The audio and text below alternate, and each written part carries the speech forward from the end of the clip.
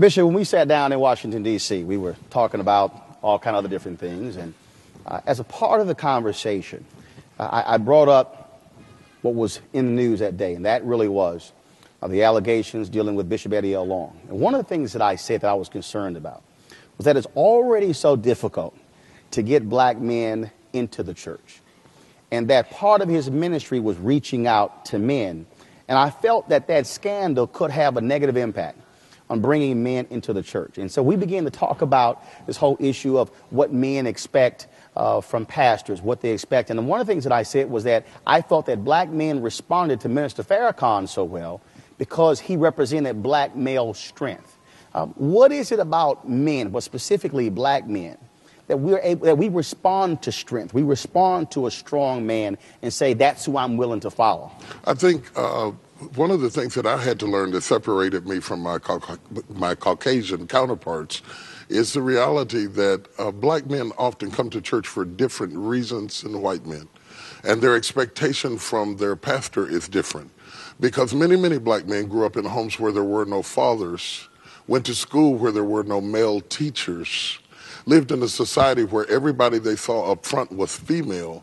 They search and long to see a man in a position of authority to kind of fill some of the voids that they did not get throughout life. And inevitably, more than seeing you as Rev or Bishop or something like that, they see you as dad, as father, because many times you become a surrogate father in their lives. And are you cognizant, you talk about that void, are you cognizant in terms of how you carry yourself and what you say? Because a lot of times I'll hear men say, Bishop said this, Bishop said that, because they are looking for somebody who can lead them in the right path. Oh, very much so. The weight is unbelievable, sometimes unrealistic, but it's very important. You know, in the 60s, our pastors filled a void in the country in terms of civil rights. They stepped up to the plate. We didn't have congressmen. We didn't have senators. The pastor had to be everything. The challenge that we have today is a little different, and some of it's more domestic. We need men who can serve as role models, as fathers, speak into the lives of other men, and they need to be men who are willing to show that they are not perfect. Because sometimes when we set ourselves up as perfect models, we alienate the men we seek to serve. We need to be able to say, I'm touched with like passions like you. I've got struggles just like you. I get out of the bed every morning just like you. Sometimes I'm depressed like you. Sometimes things get on my nerves, frustrated with my wife, kick the dog, slap the cat, upset with the kids. I'm a guy. Because if you lift yourself up as Superman, you're not going to be able to draw anybody, number one. Number two, that's not really true. We are people. We are guys. We are people. We are people that God uses, but we are people, you see. And so your strength is in your ordinariness. I tell people that Jesus looked so much like everybody else that Judas had to point him out in the crowd. He wasn't floating through the air. He didn't have halos in there. He looked like a guy. His ordinariness is what drew people toward him. And my prayer is that we'll have more pastors who can sit down and say, you know, I have temptations. I have struggles. I have good days. I have bad days. This is what I do. This is how I deal with it, so that men can feel like that they are accepted and that they can be realistically wooed into the infrastructure of the church. Years ago, I was reading a story on Oliver Miller, star basketball player in the NBA, played a number of years ago, grew up not far from here in Fort Worth. And in the story, he talked about giving his mother a card on Father's Day.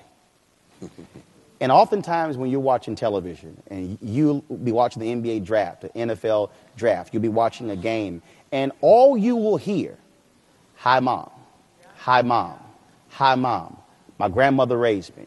Terrell Owens gives an interview. He talks about the impact of his grandmother raising him. And I sit there and I always say, man, where is daddy? Right.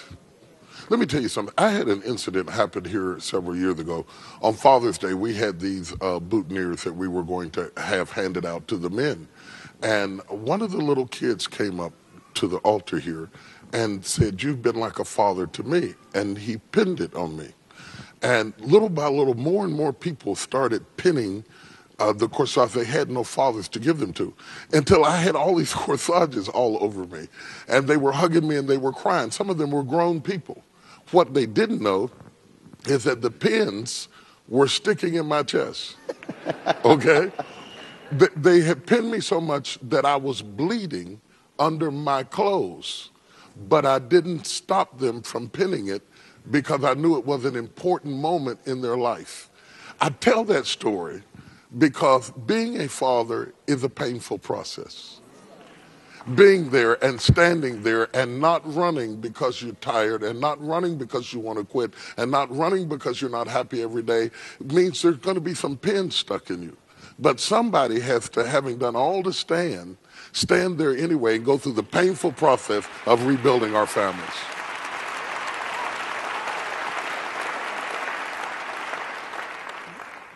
We talk about that pain that they go through, and this doesn't compare to it, but I'll be honest, what drives me crazy is when I'm watching a commercial, and I think it's an OnStar commercial, and you're watching this commercial, and the baby's in the back seat crying, and the dad has no idea what to do, so he presses the OnStar button to call mama.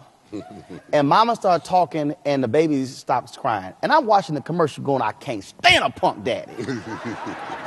I can't. Then there's another commercial where the kids are acting a fool and they got cereal all over the kitchen and daddy goes, where's your mama? And I'm going, that's not where I grew up because daddy would have just jacked all of us. Mama didn't need to be there. Right.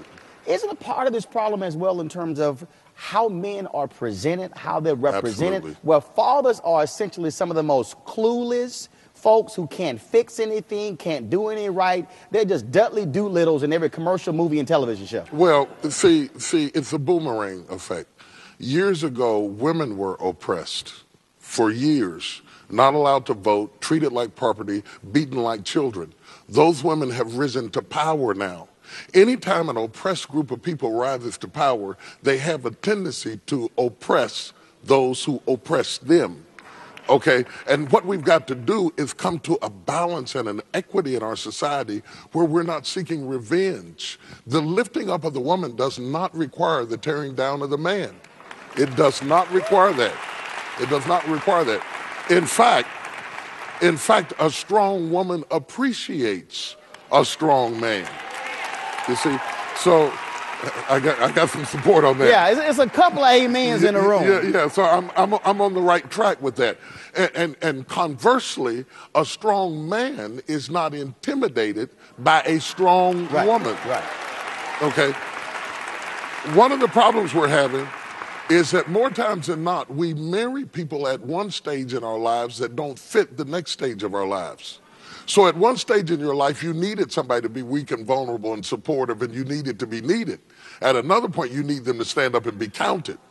And so one of the reasons, and I'm not doing this as a plug at all, but the reason I wrote Before You Do is because so many times people marry for poor reasons. Right. And in the A lot of folks marry what they want, not what they need. Absolutely. And they marry for crazy reasons. You're 18 years old and he's got a car. He's got a bad car, you know. You're 22 years old and he's got a blazing career, some sort of sports career, something like that. All those things change. He's fine. He's built. That changes. If you don't believe that changes, you look at anybody's wedding pictures and catch them 20 years later. You know, it changes. It changes. What remains is not the container, but the content. You should marry people for who they are on the inside.